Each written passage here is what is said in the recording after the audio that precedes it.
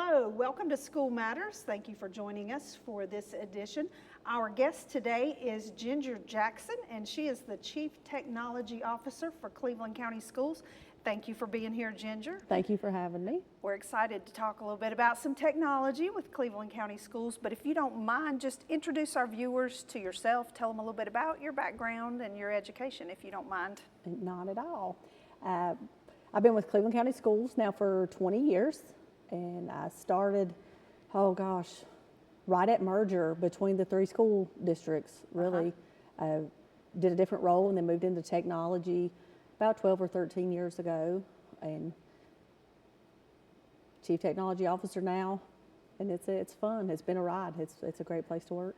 That's awesome. Talk about what a Chief Technology Officer does. Right, well, in K-12, which is a little different than in the industry of a Chief Technology Officer, we're just over the technology department, technology services. We're very fortunate in Cleveland County Schools to have a great department with folks to help us. We don't really have to contract out a whole lot. So essentially the director of technology, much like other assets of Cleveland County Schools. So it's the leader of a great group of folks to support all the technology and the technology initiatives in the school district.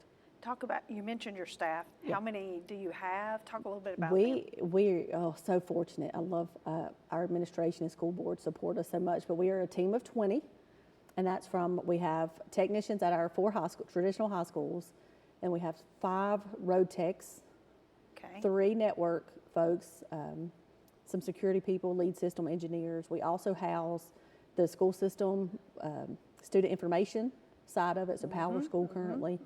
Also the website and social media end of the school system.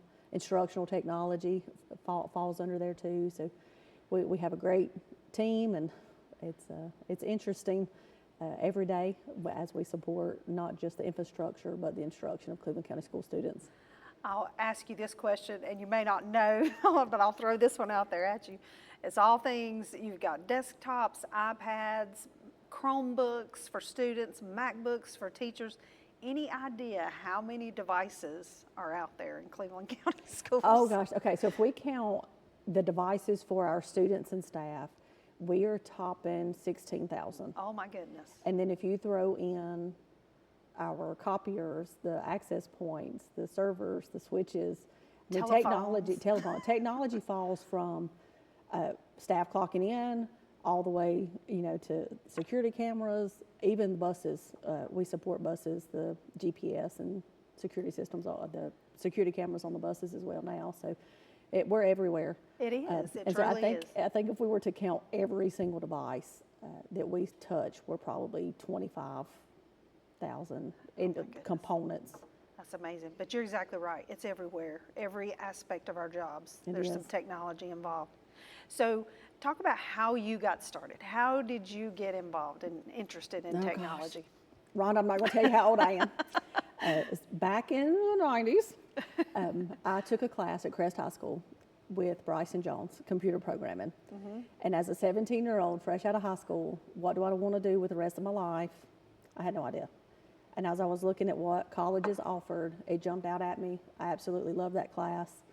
So I went and got my degree in computer programming initially, and then chose to start a family, stay local, still live on the family farm, which I was born and raised on, and getting in with the local school system here, and just being supported and working my way to where I am now. Yeah. That's wonderful. So it all started with a class at Crest High School. It sure did. That's wonderful. Yeah. Talk about some areas of focus in terms of initiatives with technology. Currently, one of the main ones is cybersecurity. We live in such a time now that has to be on the forefront. But when it comes to the school system, the correct device for the student needs. It's equity, not equality. Like, we can give everybody a device, but we need to make sure we get the devices that the students need. So this year, brand new is iPads for kindergarten. We were picking up on, kids were coming to us, from home, used to touch screen. Trackpads and mice just really aren't, that technology's of the past-ish.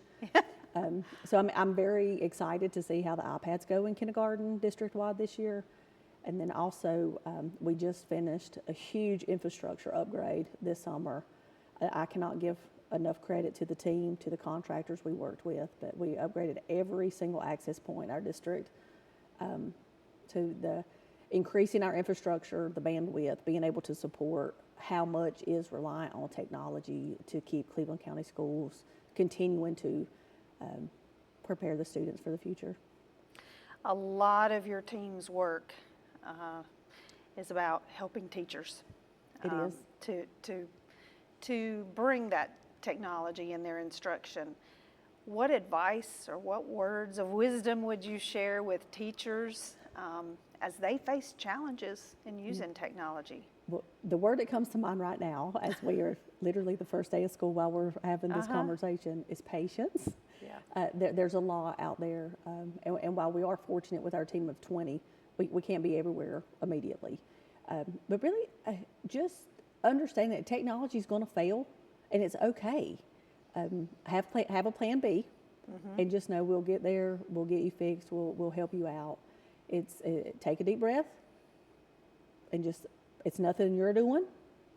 Like, we'll be there. We'll help you. Like, if you're watching this, but patience really. And with technology, we're very used to instant. Yes. Like, if it doesn't happen instantly, like if I think back to the very first time a computer come into my home, dial up, and the sound, and how long it took for an internet site to load, we're just not used to that now. You know, the advancement of technology, every day, there's something new every day. So just patience.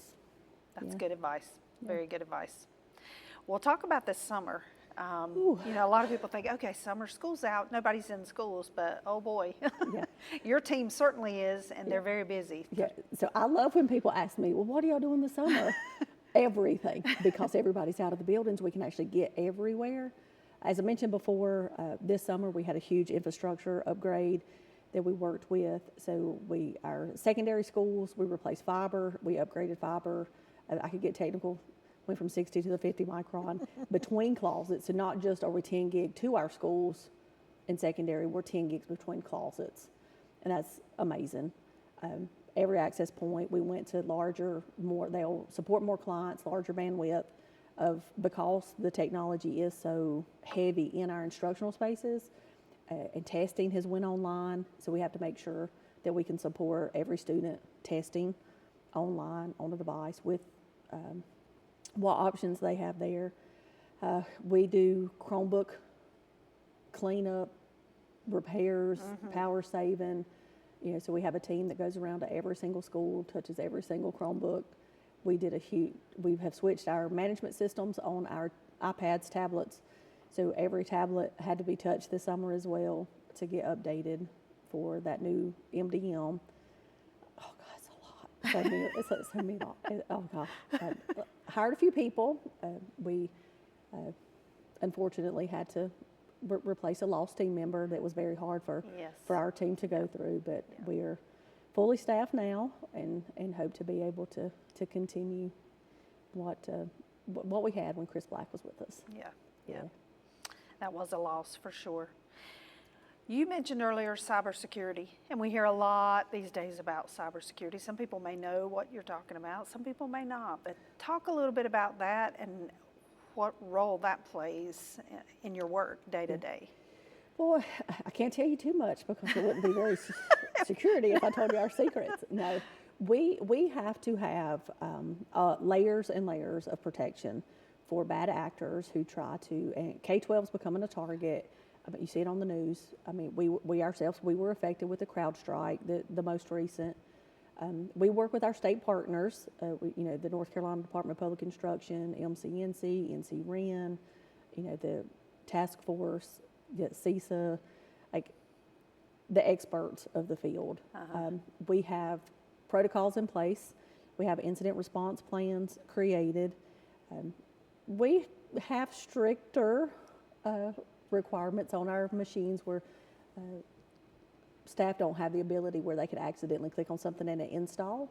It prompts for an administrator password, so then technology, has to get called out. And I know it can be frustrating. but it's a layer of protection, you know, and you have cybersecurity insurance now. It's just, it's the world in which we live, so we have to adapt and change. Password restrictions, multi-factor authentication. If you have elevated privileges, then you get to multiple ways of logging in. It's just all the things. You mentioned that we were a victim of a CrowdStrike. That was this summer? It was. Yeah. Yep. So early on a Friday morning, I got the notification. You know, airports are getting shut down. The North Carolina Department of Public Instruction's fantastic. We have a very, very supportive state backbone here with the technology in our K-12. So they have provided this as an option for school districts. And in increasing our cybersecurity initiative, we had added CrowdStrike as a protection layer on our servers, on our Windows desktops, also on our Apple devices. But there was an update from CrowdStrike that, and a Windows incompatibility. So real early, we were notified. I have a team member that I have check all our systems very early, Mr. James Bigley, who's fantastic at that. So he notified me. He said, we got a problem. And I said, all right. And we started looking. We had already had communication from MCNC. We were able to identify the steps to get our servers back online. In Cleveland County Schools, like, I am so proud of the team. We were up and running by 8:30 that morning. There were other entities that weren't quite as fortunate as we were. It was all boots on the ground, everybody, myself included. We were all going around to our sites, having to touch each Windows machine once we got our servers up to be able to undo the update that caused them to lock users out of their machines. So, yeah. Amazing. Well, it is a lot of work and a lot of responsibility. A lot of responsibility to protect students, protect their information. Yeah. So certainly understand that. So how can we help ourselves? I mean, you know, staff, teachers, students, even just individuals in the community. What advice do you have for protecting yourself online? Well, there's a few steps to take. The first step is know what you're clicking on. What are you accessing? The spamming, the email phishing, if you're not expecting it, now it's moved to text messages even. I'm seeing more and more, you know, reports of text messages. The bad actors will pretend to be a company that's legitimate, you think. Right. But when you click on the link, it's some malicious in some intent. It may not be horrible or stealing your identity or your money, but maybe it's just to steal your, where are you going, let's track so we can then sell ads to people. Like, I mean, it's very varied levels of what are they after. So for us, it's, you know what data you're sharing with who. And that's what we do, a vetting process in Cleveland County Schools, where we don't just share student PII with just anybody. There has to be a purpose. They have to walk through a vetting process. They have to agree to our terms. We have a data share agreement. You know, if we cut ends with this vendor, what do they do with our data? We've got to make sure that, you know, they get rid of the data. We wash the data. It's a lot of steps, but to protect what steps that people can take, know what you're clicking on, know that nobody's going to reach out to tell you they didn't do their job, right? Like, nobody wants to tell on themselves. So that package text message is not really a pack. Like, if you see it, if you're worried about it, go to the actual site. Don't click links. You know, whether it's emails, be careful with what rabbit holes you go down on the internet, because sometimes it'll look like a real site and it won't be. You just have to be suspicious. Yeah. Like, I hate to tell people be paranoid, but, you know, a little bit of, is this legit? Right. Because it's kind of like that old saying that you used to hear your parents say, like, you know, if it feels too good to be true, it probably is. Yeah. So if it sounds too good, it's probably too good. So just exercise some caution and common sense. Exactly. And know your principal is not going to email you wanting a gift card or need help out of whatever country they were stuck in and they can't get a plane ticket home, or, you know, it's usually it's a fear tactic. Like, it's a sense of urgency, and then people want to help. And that's usually, people usually don't do that with an email or a text message. That's going to be a phone call from the actual person when they need that kind of help. Right.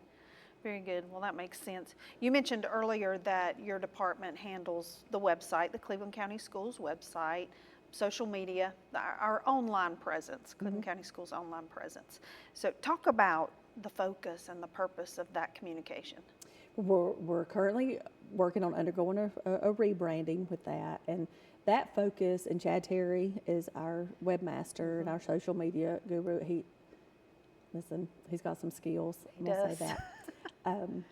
Is really to inform not just our students and families, but the community, all the stakeholders of Cleveland County Schools, inform of what's happening in Cleveland County Schools, but also to showcase our staff, our students, our administrators, the district as a whole, like what's happening, like all the positives in the world of Cleveland County Schools, because there is so much greatness happening. Like, it just needs to be out there. People just need to know about it. It's kind of the shock and awe. Everybody likes the negativity, but with our focus, the website, social media, that online presence, is to truly showcase the excellence happening in our schools. Yeah, and you're right. There is a lot of it, and people don't know unless you tell them what's going on and what you're doing. Well, we're going to take a quick break, so don't go away. Don't you go away, because we'll be back with more after this.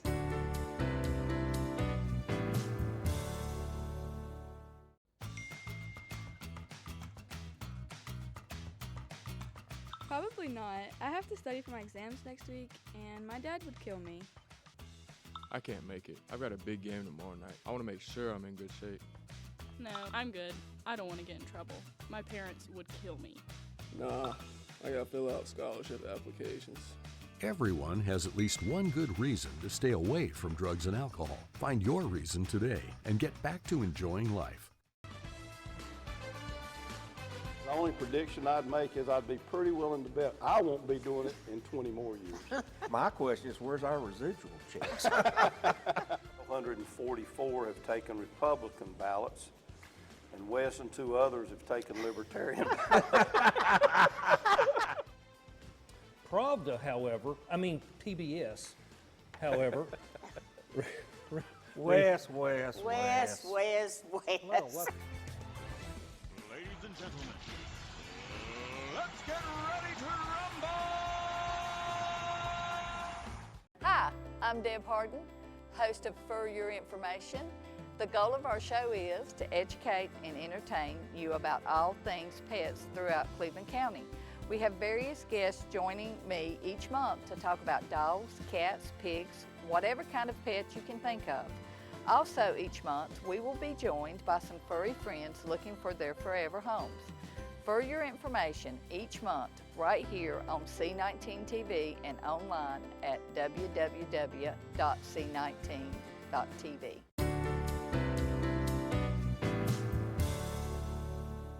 Welcome back to School Matters. Again, today we're talking with Ginger Jackson.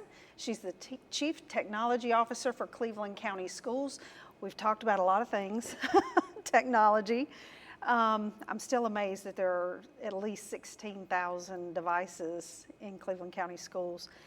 But let's shift a little bit and talk about advice or tips. What would you like to say to parents of Cleveland County School students? What would you say to them about being involved and engaged in terms of technology and their child's online activity? Talk to parents for just a minute.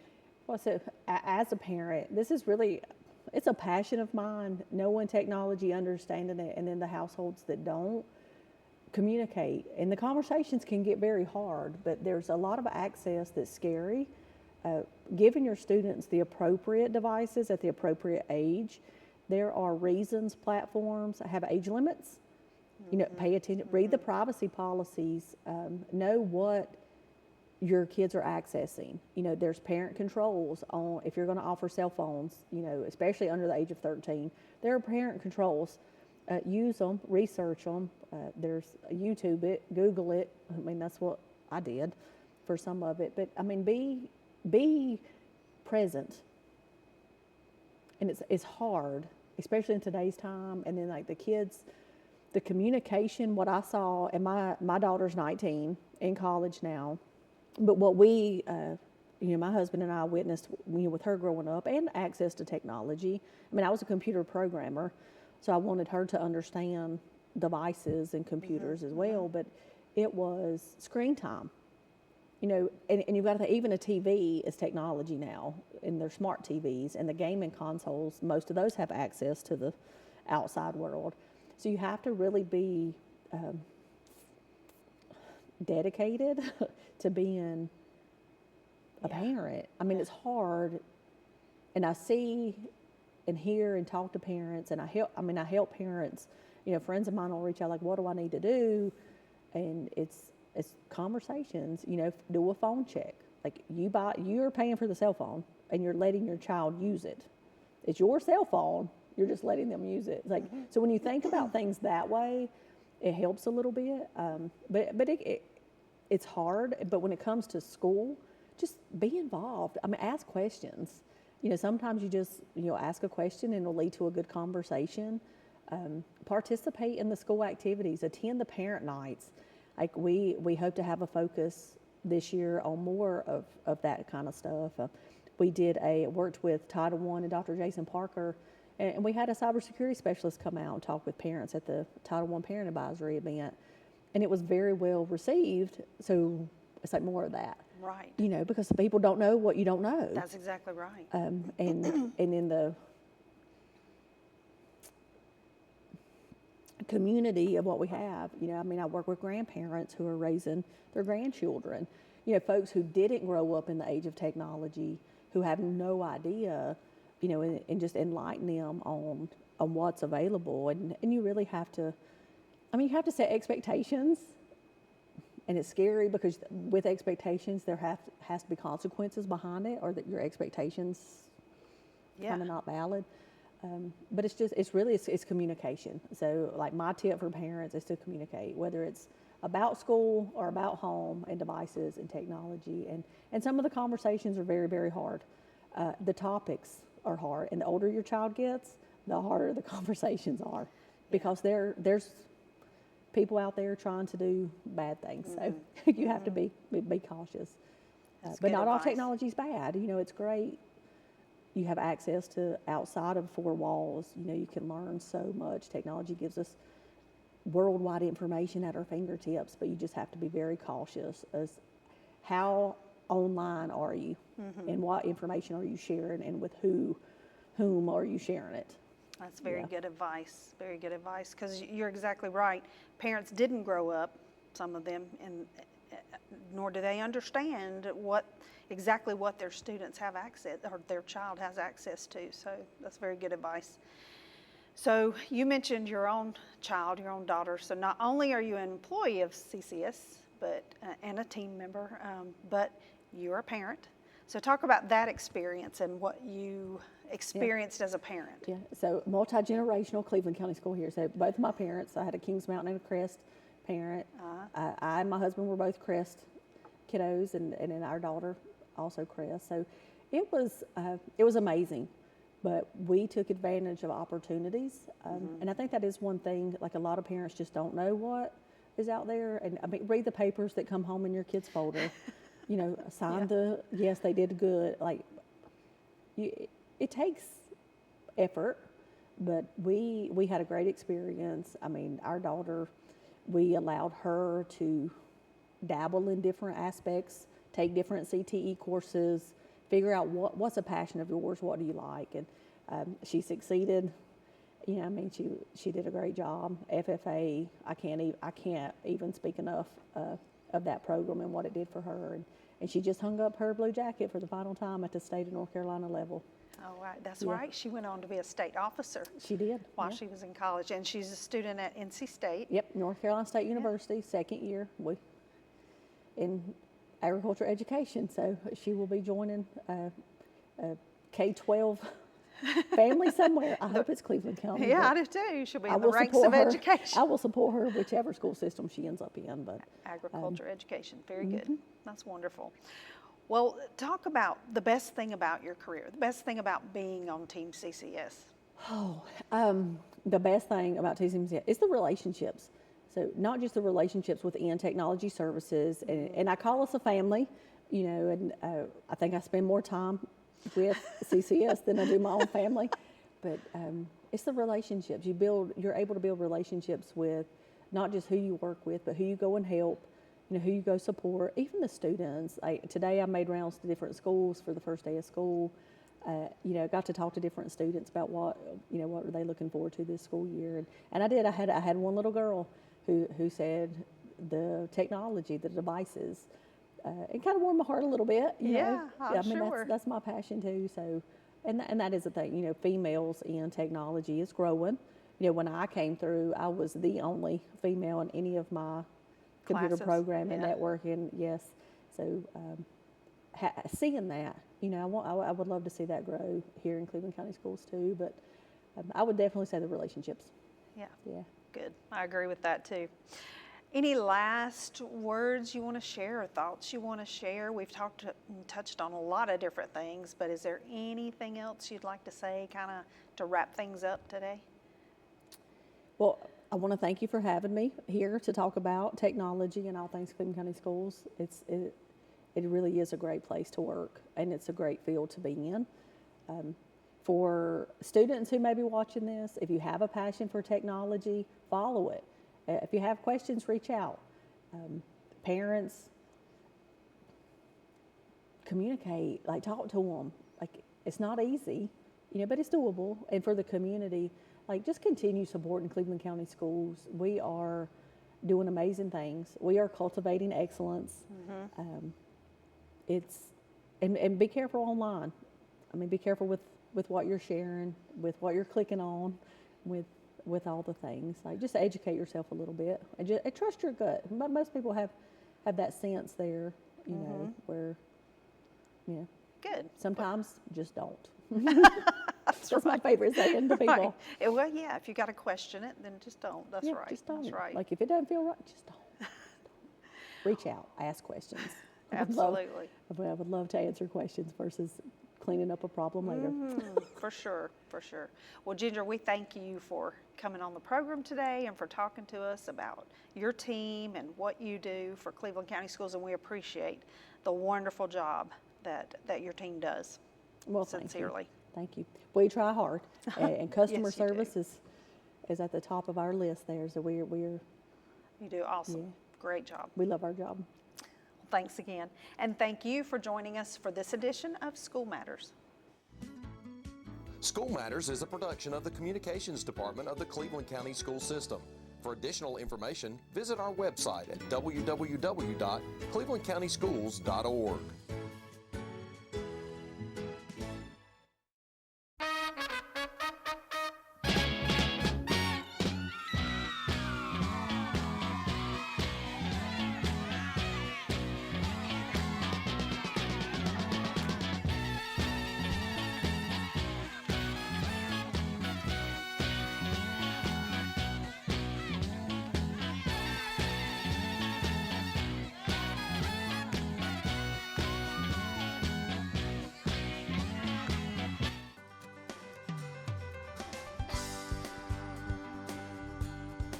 Hi, I'm Bruce Mack, Vice President of Academic Affairs at Cleveland Community College, and you're watching C19 TV, a broadcast service of Cleveland Community College. Thank you.